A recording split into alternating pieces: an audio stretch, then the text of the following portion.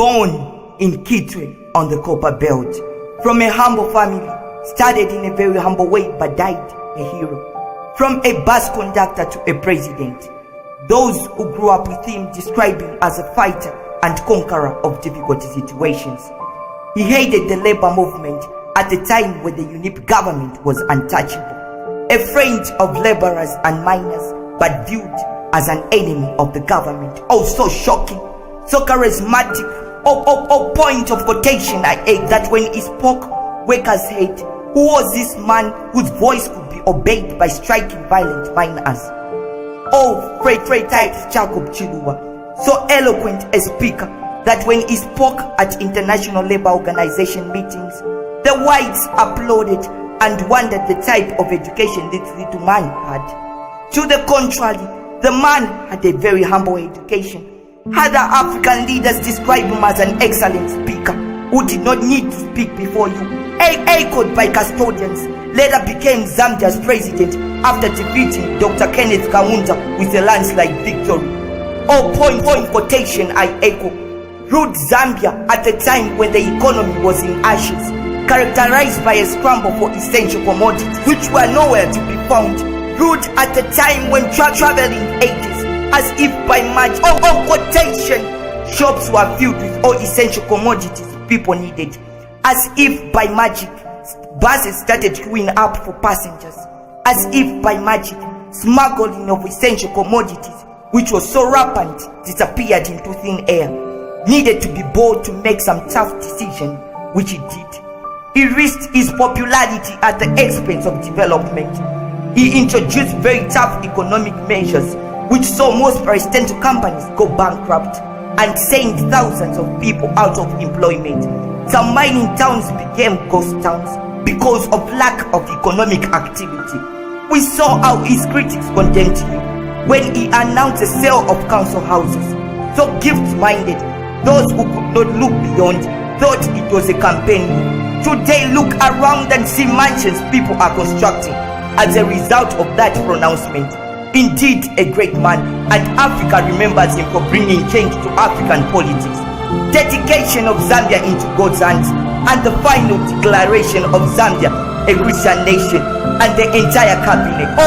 Quotation I echo. We humble ourselves, admit our guilt, and repent all our wicked ways of adultery, witchcraft, immorality, injustice and corruption, and all our wicked things violating your righteousness. Memories in the stadium, the perishing of the Zambia soccer team, prayer given, and everyone in tears. Quotation I echo. For there is no king who appoints himself. There is no one who was born president. For you alone appoint and remove. For we believe we are in transit. Naked we came and naked we go back.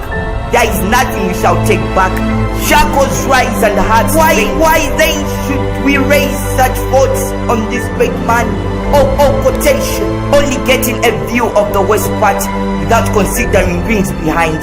Fellow citizens and saints of justice, give us proof of such acts. Fellow citizens, everyone is immortal and destined to sin. But why him?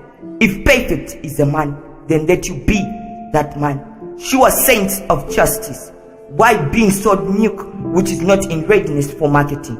My voice won't stop till justice is served. Wake up, Zambia. Saints of justice and democracy, I echo with a loud voice. I'm not a politician. I'm never in support of any political party, but never look on the worst moments lived by a person. Leadership is tough and is quite a difficult journey, and when one makes a difference, that way needs to be honored and appreciated.